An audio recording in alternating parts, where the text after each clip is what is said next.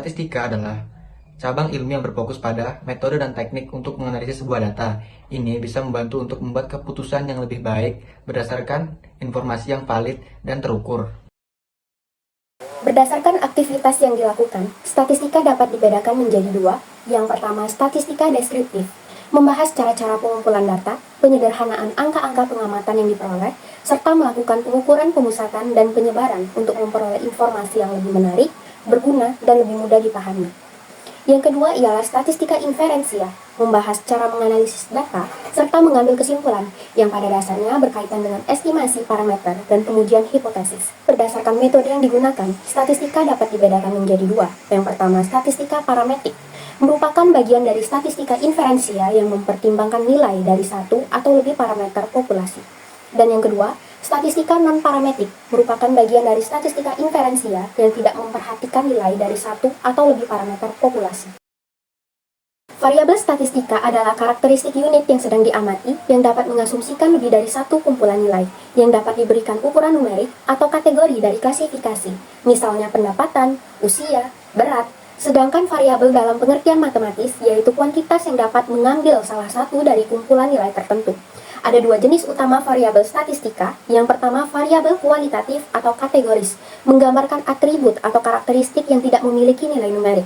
Variabel ini biasa digunakan untuk mengkategorikan data ke dalam kelas atau suatu kelompok yang berbeda. Contohnya, jenis kelamin, warna rambut, status perkawinan. Variabel kualitatif ini dibagi menjadi dua subtipe, yaitu variabel nominal dan variabel ordinal. Yang kedua, variabel kuantitatif atau numerik. Variabel ini memiliki nilai numerik yang dapat dihitung atau diukur. Contohnya, jumlah anak dalam keluarga, jumlah mobil yang dimiliki, jumlah buku di rak. Variabel kuantitatif dibagi menjadi dua subtipe, yaitu variabel diskrit, yang memiliki jumlah nilai yang terbatas atau dapat dihitung. Dan yang kedua, variabel kontinu, yang memiliki nilai tak terbatas dalam rentang tertentu, seperti nilai bilangan bulat dan dapat mencakup pecahan atau desimal. Data adalah objek yang memiliki penyimpanan data seperti arsip email, berbagi file, atau lemari arsip.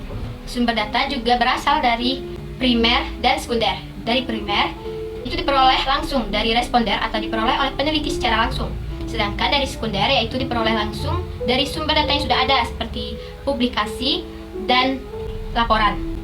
Adapun metode pengumpulan data. Metode pengumpulan data ini adalah teknik dan cara yang digunakan oleh peneliti untuk mengumpulkan data. Dan metode ini dilakukan dengan cara survei, yaitu metode yang menggunakan pertanyaan secara lisan ataupun tulisan, dan metode ini memerlukan interaksi atau hubungan langsung si peneliti dan subjek peneliti agar mendapatkan data yang diperlukan. Yang kedua, melalui wawancara, yaitu menggunakan cara tanya jawab dengan bertatap muka antara si penanya atau wawancara dengan menggunakan alat yang bernama interview quote atau panduan wawancara. Yang ketiga, observasi, yaitu metode yang menggunakan pencatatan secara sistematis mengenai tingkah laku atau melihat dan mengamati secara langsung mengenai tingkah laku individu atau kelompok. Adapun skala pengukuran.